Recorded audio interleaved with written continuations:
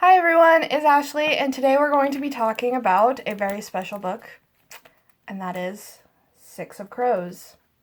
This is actually my first book review, so bear with me. But yeah, we're going to be talking about Six of Crows by Leigh Bardugo.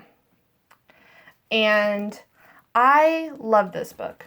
If you want no information about it and just want a rating, I gave it 4.5 out of 5 stars. That's my official rating. Now, if you want to know what it's about, I will read you the inside flap and I'll read you what's on the back. Alright. Now I may pronounce things a little weird. It's a fantasy world. Give me a break. Alright. Ketterdam, a bustling hub of international trade where everything can be had for the right price. And no one knows that better than criminal prodigy Kaz Brecker. Kaz is offered a chance at a deadly heist that can make him rich beyond his wildest dreams, but he can't pull it off alone. A convict with a thirst for revenge, a sharpshooter who can't walk away from a wager, a runaway with a privileged past, a spy known as the Wraith, a heartrender using her magic to survive the slums, a thief with a gift for unlikely escapes. Kaz's crew are the only ones who might stand between the world and destruction if they don't kill each other first. I just love that line. And then on the back, this is what really sold me on it. The ice court has been built to withstand an onslaught of armies, assassins, Grisha, and spies. When Ine said this to Kaz, he simply replied, "But it hasn't been built to keep us out." His confidence unnerved her. "What makes you think we can do this? There will be other teams out there, trained soldiers and spies, people with years of experience." "This isn't a job for trained soldiers and spies. It's a job for thugs and thieves." Oh my goodness. That's what sold me on wanting to read this. Now here's the thing. I actually used to love to read when I was younger. The first series that got me into reading was in 4th grade, which was Warriors. That was like my Harry Potter or Series of Unfortunate Events, was Warriors by Aaron Hunter, and that got me into reading. But then something happened, and I stopped reading. And I haven't read for fun for a few years now. And I don't know what happened, but for some reason that's just how it was. But then I picked up this book from the library. I got a library card because I'm like, why don't I ever read?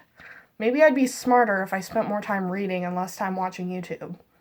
So I decided to get a library card, and I picked up this book, and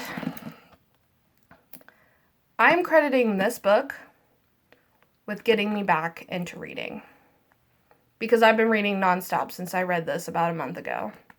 So I read this, I read Crooked Kingdom, I read Crown of Feathers, I've read several manga, I've read The Hunger Games again.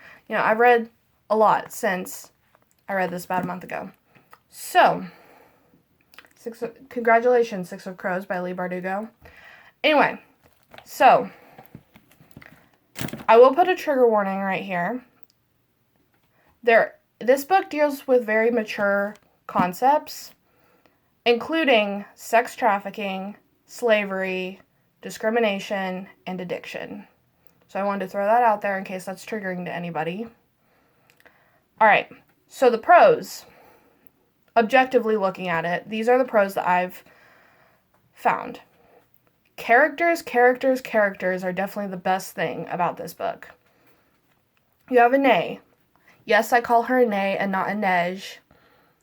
I started out calling her Inej, but then I thought about it, and I thought about how in Spanish you have the J sound.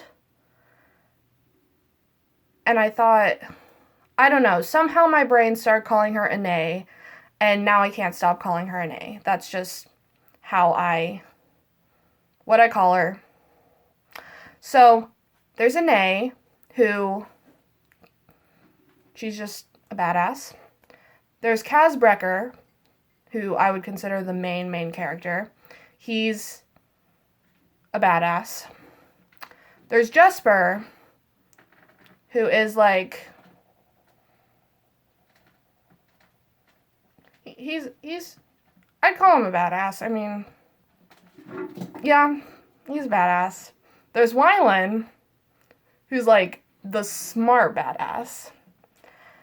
Then there's Nina, who's a badass, and there's Matthias, who, in my opinion, is a little less of a badass than everyone else in this book, but, you know, he's still pretty darn cool.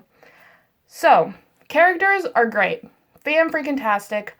I love these characters. I'm in love with them. If I could date one of them, I would date Jesper. Fight me. If he was a real person, I would want him. I do want him, even though he's not real. But, you know what I'm saying. Another pro is it's a young adult novel that has very mature themes, which I think, I see having mature themes as a pro, usually. Not necessarily, like, mature themes, but, like, well done and important themes. So, it deals with addiction, it deals with slavery, it deals with morality and what crosses the line between right and wrong, because all of our characters are very morally gray. And they have a sense of right and wrong, but it's not your typical sense of right and wrong. So they might be willing to do this thing, but they're not willing to do this thing, you know? Kind of like that. And it's very interesting how they do it. I loved the writing style. This has to be my favorite writing style that I've ever read. Honestly, I loved it. There was so much wisdom in Leigh Bardugo's words. Especially in Crooked Kingdom, which I'll make another video about. But, oh my goodness, I loved her writing style. And then it had very great representation and diversity of characters. It balanced male and female strength very equally. I never felt like I was reading about like a damsel in distress or anything like that. It has LGBT representation. The cast is very diverse as far as race goes. And there are characters with disabilities. So it's very diverse. It covers a lot of ground. Now the cons, and these are just cons for me. They might not necessarily be cons for you, but I was being really nitpicky with these cons. My first con was it had a slow start, in my opinion. I know, don't hate me, because a lot of people loved the beginning. I enjoyed it, but at the same time, I read the first, 3 chapters, and then took, a week break, and then read, another chapter, and I was hooked from, chapter 4 on. So, it was the first 2 or 3 chapters were a weakness, kind of, in my eyes. Not that they weren't good, but they were just, I don't know. And then, another con that is a con for me, it might not be a con for you, but the first chapter is chapter 1, which is in the point of view of Juiced. That should have been a prologue, not a chapter 1.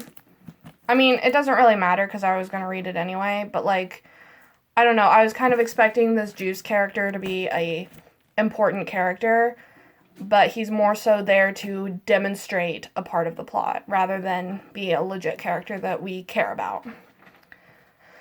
And then my last con is the fact that it had very long chapters for the most part, which isn't necessarily a con, that's just my opinion. I prefer shorter chapters over longer chapters. Makes me feel like I'm getting through it a little faster, even if I'm not. Alright, here is the point where I'm going to say spoiler alert. So, anybody who hasn't read the book, go, leave, get out of here. I don't want you anymore. Just kidding. Just come back after you've read the book. If you're ready for spoilers, here we go. Here's my time to freak out about it because no one will listen to me in real life and no one will listen to me banter about books. So the first part with Kaz versus Gilles, And that's when I realized that Kaz is just so freaking cool. Like, he's just so sly, so cool. He just, I don't know, it rubbed me, I don't know, I like that. He was just, I wanted to be like him. I even told my mom that I wanted to be like him after reading this. And I'll go more into that later. And then the next part that stood out to me, remember, it's been over a month since I've actually read this, so I don't remember every specific moment that had an impact on me, but these are the moments that I remember. Matthias, they go to rescue Matthias, and Nina is acting like she cares for him. Like, at the very minimum, they're friends. And I was shocked because when it goes to Matthias' point of view, he goes and he tries to freaking kill her. And I'm just like, whoa now, that's not okay. Maybe there's a reason you're in prison and maybe we should leave you there, you crazy. So, that was fun. I will admit, I did not catch the fact that Jesper was the one who gave them away. When they were attacked on the harbor, I did not catch that it was Jesper. I feel like I should have, but I didn't. Also, I just wrote in my notes, Jesper plus Wylan equals heart. I don't know. That's like, it's not my favorite ship, but they're probably the cutest ship. And then we go and, what? Jesper is a fabricator? That's new. That's interesting. Why hasn't he told us this before? You learn more about that in the second book, by the way. And then I wrote down, this part really got to me. When Nina's with Brom and she's trying to get information out of him. And, they're walking together and he's showing her the Grisha, and then he goes and puts her in a cell and threatens her with the Judah Param. And then Matthias's face shows up. Oh my goodness. He gave her away. And it was not okay. I was not okay after that. Like, I literally needed to take a second to calm myself. All was good. He didn't actually, he gave her away, yes, but he did it to save her. But I wrote in my notes, Matthias, you son of a pickle, betraying Nina like that. And yes, I say son of a pickle, because I try not to curse. And then Jesper and Wylan, you think they don't get as much screen time as the others, or book time, or word time, or page time, or whatever. And you think they're, not quite as important, but no. They go and they steal a freaking tank. I think Anae was there with them too, but it was Jesper and Wylan who, I don't remember how they did it. They stole a freaking tank. And they're all on the tank. Freaking Nina, no. They get, surrounded. And it's not okay when Nina takes the Judah Purim. I was not okay with that. I did not like that. But it happened. And it was not okay. Then all's well, and they finally get back to Ketterdam, and they go to meet Van Eck, the guy who hired them. Van Eck, you bastard. Freaking not giving them their money, and then trying to kill them, and then admitting, the fact that you disowned your son because he couldn't read. That's not okay. It's not okay. But, that's just my opinion, of course. And I'm going to be honest, after reading this, I felt satisfied, as in, I thought it was a good ending for the first book in a duology.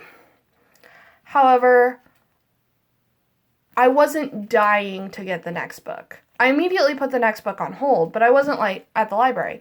But I wasn't, dying to get my hands on the next book. I got the next book, And I sat on it for like 2 weeks before I finally started it and read it in 4 days, which is really good for me since it was like 500 and some pages. So I wasn't feeling like I had to have the sequel that moment, but I knew I definitely wanted to continue with the story and find out what would happen. So that was good. Now, I'm going to go into my little tabbies here. Yes, it's a library book, and I took the time to tab it just because I wanted to share with you guys my thoughts on some of these quotes. These are not, by any means, all the quotes that I enjoyed. However, these are the ones that stuck out to me, and I remember to this day. Now, the first one is after Van Eck. It's on page 158. And it's after Van Eck takes Kaz and they talk about the deal and everything.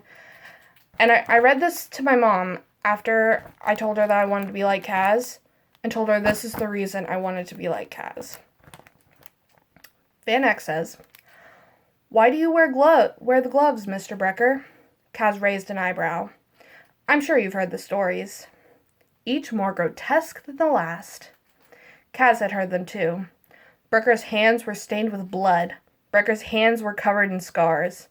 Brecker had claws and not fingers because he was part demon.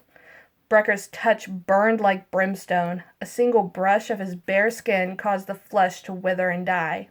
"Pick one," Kaz said as he vanished into the night, thoughts already turning to 30 million crews and the crew that he'd need to help him get it. They're all true enough. And I was just like, freaking, I want to be that cool. Like, I want to be that freaking cool. And I read that to my mom, that part to my mom, and she's like, "You want people to tell rumors about you? Like, that isn't totally, like, what just happened there wasn't totally, like, awesome?" And I'm like, if they're those kinds of rumors, I do. I would love to have rumors that my hands are, like, brimstone and they, like, burn you and stuff. Like, that would be cool. In a fantasy world. I don't know that I would necessarily want that in, like, this real world, but, like, in a fantasy world, that would be pretty darn cool. The next quote I'm going to share with you is on page 136 and 137. And this is from Anae's point of view. And yes, I know, I call her Anae. Get over it. I called her Inej at first, but I thought about it, and I thought back to my Spanish classes, and I'm like, oh, the sound that the J makes in Spanish. And so I thought, and I also thought that Anae was a much prettier name than Inej. So, plus I asked my sister, and she agreed with me. So, all of that happened before I found out that other people pronounce it Inej. So, that's why I say Anae. Now I'm used to saying Anae, and I can't stop. Alright, so this is basically after Kaz calls her an investment. And she's kind of pissed off about that. Because, you know, she's not just an investment, she's a freaking person. And she doesn't know what she wants. She's just angry, and she's like in love. She's like 16 and she's in love, and she doesn't know what she wants. So she says, or she doesn't say this, but she's like thinking it in her brain. "Just this minute, I'll settle for an apology," she decided. "And I won't board that boat without one. Even if Kaz isn't sorry, he can pretend. He at least owes me his best impression of a human being." And I thought that was just one, good writing, and two, I thought that was like good for her, just like being able to stand up for herself. The next quote is on 153, and this is kind of a follow-up to the last quote. Basically, she just got stabbed, and Kaz is like carrying her to the boat, and she's basically asking him why he came back for her. And he says, "I protect my investments." "Investments? I'm glad I'm bleeding all over your shirt. I'll put it on your tab." Now she remembered. He owed her an apology. "Say you're sorry." "For what?" "Just say it." She didn't hear his reply. The world had grown very dark indeed.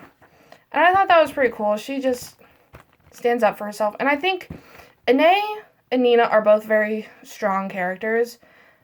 They're very strong female characters, and they don't, like, let anybody, especially Anae. Anae's my favorite character since the beginning. And she doesn't let anybody tell her what she is, what she isn't, what she can do, what she can't do. She just is freaking awesome. And that's apparent in some later quotes. In the next quote, actually. This is on page 434. I know there's a big gap where I didn't put any stickies because none of those quotes, like, I liked them, but I couldn't remember all of them. Anyway, so this is when they're on the boat back. And I think Anae is a total freaking, she is what we should all strive to be as far as a strong woman right here, because it's obvious at this point. She loves Kaz, Kaz loves her. It doesn't, like, go too much into the romance, but they love each other, and I ship it so hard. But basically, here's what it says. Oh, yeah, and she's planning on taking her 4 million cruise, buying a ship, and leaving. So this is where this is all coming from, and he wants to stay in Ketterdam. He took a breath. I want you to stay. I want you. You want me? She turns the words over. Gently, she squeezed his hand. And how will you have me, Kaz? He looked at her then, eyes fierce, mouth set. It was the face he wore when he was fighting. How will you have me? She repeated. Fully clothed, gloves on, your head turned away so our lips can never touch. He released her hand, his shoulders bunching, his gaze angry and ashamed as he turned his face to the sea. Maybe it was because his back was to her that she could finally speak the words. And this is the part that I love. I will have you without armor, Kazbrecker, or I will not have you at all. Speak, she begged, silently. Give me a reason to stay. For all his selfishness and cruelty, Kaz was still the boy who had saved her. She wanted to believe he was worth saving too. I don't know. That quote just, like, freaking... The I'll have you without armor or I will not have you at all. That just... She loves him and he loves her, but she realizes that in that situation, she can never be happy if he's keeping secrets from her, never allowing them to touch. And at this point in time, he hasn't told her what happened, the reason he can't stand human touch. But, and even if he did tell her, honestly, I don't think it would change anything, or at least I hope it wouldn't. Just because of the fact that, regardless of the reason, she wouldn't be happy with that. She wouldn't be happy with him keeping secrets and him not being willing to touch her. And so she needs to stand up for what makes her happy. And that's exactly what she's doing. So that's my favorite quote. Most of these are Kaz and Anae quotes. Anyway, so the last quote is on page 456 on the very end of the second to last chapter. This is after Van Eck tricked them and Anae was captured, and Kaz just simply says, I'm going to get my money, Kaz vowed, and I'm going to get my girl. And I don't know, my heart fluttered because I shipped them. So I just liked when he called Anae his girl. So yeah, that's Six of Crows. Favorite character, definitely Anae, followed by Kaz. Probably followed by Nina at this point, after reading this book. They have changed since reading Crooked Kingdom. But probably Anae, Kaz, Nina, Matthias, Jesper, Wylan. It changes in Crooked Kingdom, though. But, anyway, I love all of them. So, anyway, let me know your thoughts down in the comments below. Give this video a like. Subscribe if you want more. This is my first review, so take it easy on me. So, alright. Alright, talk to y'all later. Okay, bye.